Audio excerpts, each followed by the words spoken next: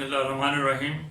मैं Mohammad Arif central advisory services for Islamic banking and finance की तरफ से बात कर रहा हूँ। आज हमारा मौजू जो है वो ये है कि जो हमारे चंद एक इश्यूज़ आए हैं हमारे पब्लिक सेक्टर इंटरप्राइजेज में, जैसे PIA का भी एक इशू आया है कल और स्टील मिल का चल रहा है, हम इस पर बात करेंगे आज मेनली। लेकिन इससे पहले मैं आपको ये बताना चाहता हूँ कि आजकल जो असेंबली में हम देख रहे हैं या कैबिनेट मीटिंग्स में जो देख रहे हैं, एक दूसरे की टांगें खींची जा रही हैं, एक दूसरे के घेरे तंग किए जा रहे हैं। इस मौके पर मुझे याद आता है मैकावली। ये आज से कई सौ साल पहले की बात है कि इटली में फ्रेगमेंटेड किस्म की छोटी मोटी गवर्नमेंट्स थी और वो एक दूसरे के खिलाफ साजिशें करते थे, एक दूसरे की टांगें खींचते थे और उसको वो पॉलिटिक्स कहते थे। तो इसी किस्म की और इस पर यह है कि ये मैकावली जो था, इसने एक किताब लिखी थी प्रिंस, उसमें उसने इनको तमाम चीज़ों को जस्टिफाई किया था और ये तरीके जो बताए थे, इसको ये कहा था कि दिस इज़ पॉलिटिक्स।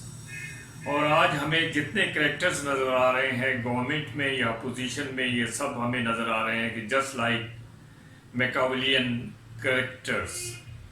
इससे मुल्क को तो फ़ायदा हो या नहीं हो, लेकिन ये अपने नाम चमकाएंगे और एक दूसरे को बेवकूफ़ बनाने की कोशिश करेंगे। अवाम को पर्टिकुलरली एक दूसरे को क्या बना सकते हैं, एक दूसरे को तो ये समझते हैं अच्छे तरीके से। अब हम आते हैं एक इशू पर जिस पर कल परसों से बड़ी बहस जारी है, वो है PIA का।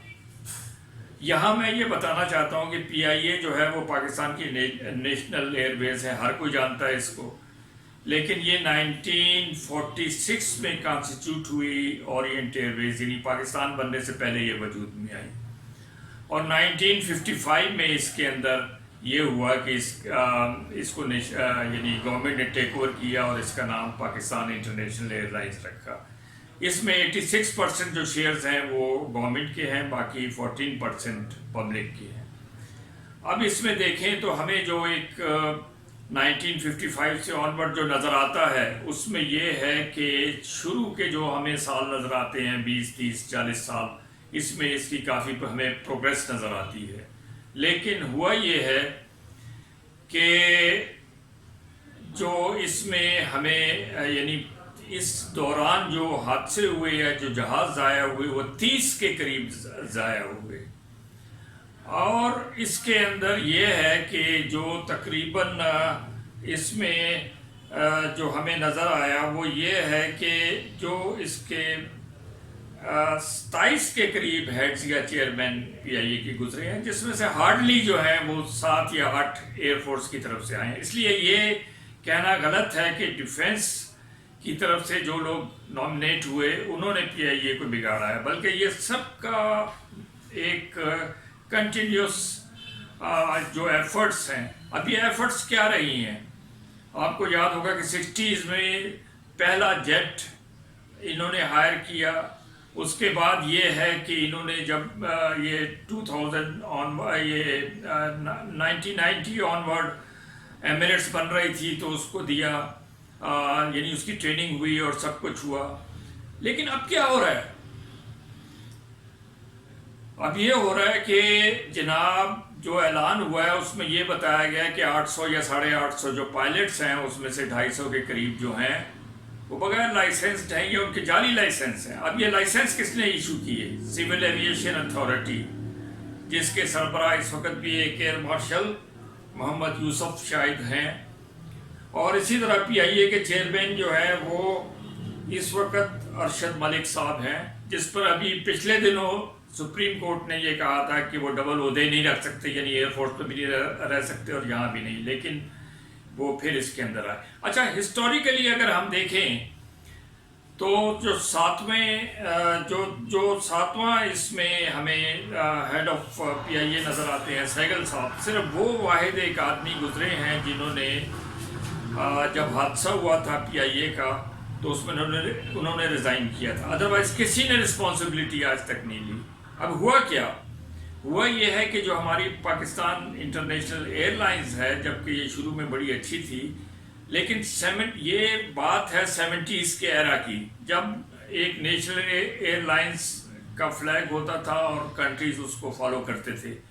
لیکن آن ورڈ پھر ایئر لائنز وجود میں آئیں جتنی بھی، انہوں نے یہ کہا کہ پروفٹ جو ہے وہ ہمارا مین آبجیکٹو ہے. پہلے یہ تھا کہ لاس اور پروفٹ کا خیال نہیں کیا جاتا تھا، لیکن اس کے بعد پروفٹ مین ہو گیا، اور اس کے بعد بہت ساری ایئر لائنز جو ہیں اس میں غرق ہو گئیں اور بہت ساری نئی ایئر لائنز ابھریں. پاکستان میں بھی اگر ہم دیکھیں تو پی آئی اے کے علاوہ ہمیں شاہین نظر آتی ہے، بھوجا ایئر لائنز نظر آتی ہے، پھر ہمیں ایئر بلیو نظر آتی ہے، اور اب سرین ایئر لائنز نظر آتی ہے. اب انہوں نے جو اسٹیٹمنٹ دیا ہے کل اسمبلی کے اندر وہ بہت ہی خطرناک ہے. یعنی جیسے ان کی عادت ہے ہمارے بھائیوں کی جو پی ٹی آئی کے ہیں، چاہے وہ وزیر اعظم ہوں چاہے وزیر ہوں، کہ بغیر سوچے سمجھے بولتے ہیں اور یہ دیکھے بغیر کہ اس کے کانسیکوینس کیا ہوں گے. ٹھیک ہے، اگر اس میں پائلٹس کے اوپر آپ نے الزام ڈالا تھا، اور اس سے پہلے بھی جتنے حادثے ہوئے ہیں پائلٹس کے اوپر ہی کوئی مورد الزام ٹھہرایا گیا. حالانکہ یہ بھی ہو چکا ہے کہ جناب اس میں کئی دفعہ جہاز جو ہیں ان کے جو پرزے تھے وہ خراب ہوئے اور ان کو کھینچ تان کر کے پاکستان لایا گیا. یہ بھی یہاں پر ہوتا رہا. لیکن جیسے میں نے آپ کو بتایا کہ 70s کے بعد انہوں نے اپنا آؤٹ لک چینج نہیں کیا. یعنی ان کا کام صرف یہ رہا کہ نوکریاں کرنی ہیں اور پیسے بنانے ہیں. اب یہاں جو بورڈ آف ڈائریکٹرز ہیں اس میں جو انڈر گریجویٹ لوگ ہیں وہ 30 40 لاکھ 50 لاکھ روپے لے رہے ہیں. کس بات کے؟ کہ اگر انہوں نے اس کو ایئر لائنس کو سٹرکچر نہیں کیا. اب کل جب یہ بات آئی سامنے کہ یہ جو ہے ایئر لائن ہماری اس میں یہ ہے کہ پائلٹس اس کو چلا رہے ہیں، تو سپریم کورٹ کے چیف جسٹس نے بالکل صحیح کہا کہ یہ ایسے لگ رہا ہے جیسے میزائل ہیں اور کسی وقت بھی پھٹ سکتے ہیں. تو اب آپ مجھے یہ بتائیں کہ دنیا میں پی آئی اے کا کیا امیج رہا؟ ان کو چاہیے یہ تھا کہ اگر رپورٹ میں یہ انہوں نے کہنا بھی تھا کہ پائلٹ کی ذمہ داری تھی، تب بھی اس کو یعنی بیہائنڈ دا ڈور اس کو انویسٹیگیٹ کرتے اور اس کو ڈکلیئر نہیں کرتے. لیکن یہ ہے کہ انہوں نے اس کو ڈکلیئر کر دیا، اور اب پتہ نہیں جو باقی بھی 600 پائلٹس ہیں وہ بھی اس طریقے سے اس کے گلوٹین میں آتے ہیں یا ان کو بھی سیکریفائز کیا جاتا ہے یا نہیں کیا جاتا. دوسری بات یہ ہے کہ جو ہمارا مینٹیننس یا انجینئرنگ شعبہ تھا وہ بہت اچھا تھا، پورے ایریے میں اچھا تھا، لیکن کبھی اس کو انہوں نے بنانے کی کوشش نہیں کی.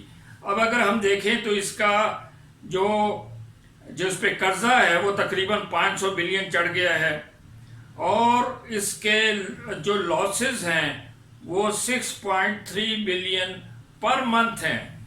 پہلے تو یہ جو ہمارے اس وقت سٹنگ جو چیئرمین ہے یہ کہہ رہے تھے ہم پروفٹ میں آ گئے ہیں، لیکن جب انہوں نے پرائم منسٹر کو رپورٹ دی تو بتایا کہ 6.3 بلین کا لاس آ رہا ہے. اچھا، اب یہ ہے کہ ان کے پاس تقریباً کوئی 14,000 کے قریب امپلائیز ہیں، اور جہاز ان کے پاس 30 ہیں. اس طرح 500 سے زیادہ جو ہے وہ امپلائیز پر اس میں پلین چلتے ہیں. اور یہ صرف جو ہے میرا خیال ہے ہماری جو یہ اس کی تھائی لینڈ کی ایئر لائنس ہے اس میں، ادروائز ساری ایئر لائنس ٹرکش یا دوسری ایئر لائنس وہاں پر یہ پوزیشن ہے. اب انہوں نے اس کو پروفٹ اورینٹڈ بنانے کی کوشش نہیں کی، پورے دور کے اندر پروفٹ بنانے کی کوشش نہیں کی. اور جو ان کے بھرتی تھے چاہے پولیٹیکل ہوں نان پولیٹیکل ہوں، ان کو چاہے پی ایم ایل این نے رکھا یا انہوں نے رکھا یا پی ٹی آئی نے رکھا، ان کی میجورٹی جو ہے یہ انجینئرنگ سائٹ پر نہیں ہے یا اس پہ ٹیکنیکل سائٹ پر نہیں ہے. تو اس لیے جو لاسز آ رہے ہیں اس کے پی آئی اے کے وہ مینلی ایڈمنسٹریٹو سائٹ پر آ رہے ہیں. تو ایڈمنسٹریٹو سائٹ کو اس کو کنٹرول کرنا چاہیے. مجھے یاد ہے کہ ان کی ایفیشینسی کی یہ حالت ہے کہ آج سے کچھ عرصہ پیشتر میں نے ایک آرٹیکل لکھا تھا جس میں میں نے بتایا تھا کہ 12 بلین کے لاسز آئے ہیں ان کو حج فلائٹس پر، جب انہوں نے ڈیریویٹیوز کے اوپر اپنے آپ کو ڈالا تھا آئل پرائسز کو. اور مجھے پھر ایم ڈی سے ملاقات کے لیے بلایا گیا، اور وہاں یہ کہا گیا کہ صاحب ہم آپ کے ساتھ مل کے کام کریں گے اور ہم اس کو دیکھیں گے کہ کیسے ڈیریویٹیوز کو ہم یوز کر سکتے ہیں. وہاں پہ جو فائنینس کا شعبہ تھا ٹوٹلی ڈگری ہولڈرز کا تھا، کوئی ایکسپیرینس ان کے پاس نہیں تھا. لیکن اس کے بعد نہ پی آئی اے نے مجھ سے رجوع کیا نہ میں نے ان سے بات کی۔ اب مجھے یہ بتائیں کہ جب آپ اس کو ٹرانسفارم کرنا ہی نہیں چاہتے ٹورڈز پروفٹ اورینٹیڈ اور صرف اپنی تنخواہیں نکال رہے ہیں اور یہ کہہ رہے ہیں، اور کبھی جب کوئی خدا نخواستہ حادثہ ہوتا ہے تو کبھی آپ ڈال دیتے ہیں پائلٹس کے اوپر، کبھی آپ ڈال دیتے ہیں انجینئرز پر، لیکن جو ہمارے اوپر سربراہان بیٹھے ہیں جو ملینز کے حساب سے تنخواہیں لے رہے ہیں وہ نکل جاتے ہیں خاموشی سے، اور وہ وہیں بیٹھے رہتے ہیں اور وہ کہتے ہیں جی اگر ہم نہیں ہوں گے تو پی آئی اے نہیں چلے گی۔ ارے بھائی، آپ کو ریزائن کرنا چاہیے تھا۔ سول ایویشن کے جن کے اوپر الزام ہے کہ انہوں نے جعلی لائسنسز دیے، ان کے وہاں جو ایئر چیف بیٹھے ہیں ان کو ریزائن کرنا چاہیے، رسپانسبلٹی لینی چاہیے۔ جو ایویشن کے منسٹر ہیں ان کو ریزائن کرنا چاہیے، رسپانسبلٹی لینی چاہیے۔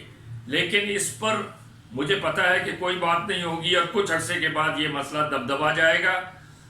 پی آئی اے جو ہے یہ ایسے ہی 15-20 سال پرانے جہازوں کے ذریعے یہ کوشش کریں گے اس کو چلانے کی، جس کو دنیا ایکسیپٹ نہیں کرے گی، اور آپ کے مینلی جو روٹس ہیں اس پر آپ کے لاسز آ رہے ہیں، ان روٹس کو آپ ہینڈ اوور کریں کسی دوسری ایئر لائن کو اور آپ صرف ان روٹس پر جائیں جو پروفٹ میں ہیں۔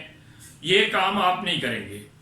آپ کو صرف اس بات کا شوق ہے کہ جناب آپ کی تصویر لگ جائے اخبار میں اور آپ کا ایک انٹرویو آ جائے اور آپ کہیں کہ ہم نے بہت بڑا ایک اسٹیپ لیا ہے اکاؤنٹیبلٹی کا۔ تو جناب یہ کہانی ہے پی آئی اے کی، جو آپ اس کو موجودہ شکل میں بحال نہیں کر سکتے۔ یہ آپ میری گارنٹی لے لیں۔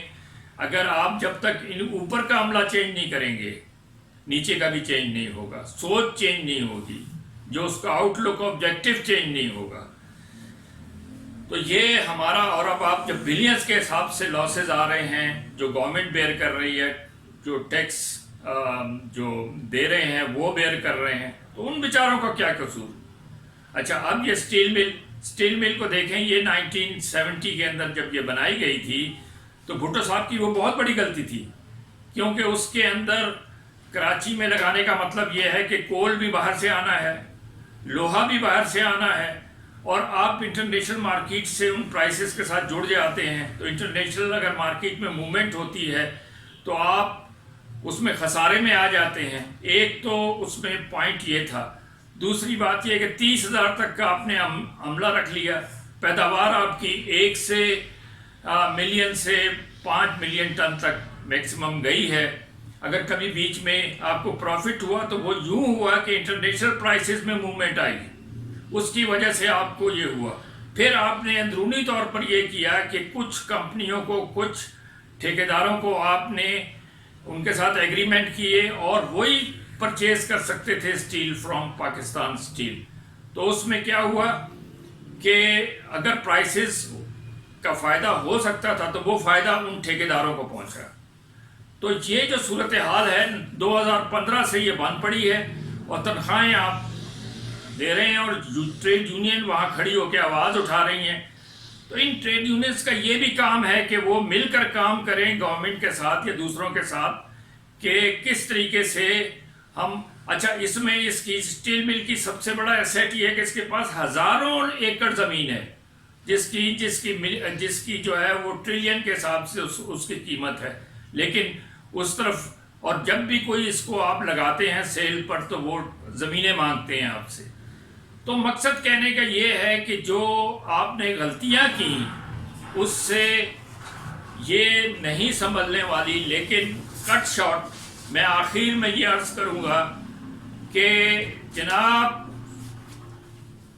ہم اس کی فیور میں نہیں ہے کہ امپلائیز جو ہیں ان کو فارغ کیا جائے یا لوگ بے روزگار ہوں، کیونکہ پاکستان میں جو تقریباً بے روزگار لوگوں کی تعداد کورونا کے بعد تقریباً 1 کروڑ سے اوپر ہو گئی ہے، یہ اور اضافہ ہوگا۔ اب ان کو کیسے کھپایا جائے؟ تو ظاہری بات ہے یہ باتوں سے تو نہیں ہو سکتا، اسمبلی میں کھڑے ہو کے تقریروں سے تو نہیں ہو سکتا، اور نہ ہی آپ کی پریس کانفرنسوں اور ایک دوسرے کو گالم گلوچ سے ہو سکتا ہے۔ اس کے لیے جیسے میں نے آپ کو بتایا کہ آپ کو ایک پورے پلان کے ساتھ سامنے آنا چاہیے، اسٹیل مل کا بھی اور پی آئی اے کا بھی، اور وہ پلان جو ہے وہ آپ لوگوں کے سامنے پیش کریں اور اس پر لوگوں سے سجیشن بھی مانگیں، تاکہ اگر کوئی ٹیکنیکل لوگ ہیں یا دوسرے لوگ ہیں تو وہ اپنی سجیشن دیں، اور پھر اس طریقے سے آپ ان اداروں کو نکالنے کی کوشش کریں۔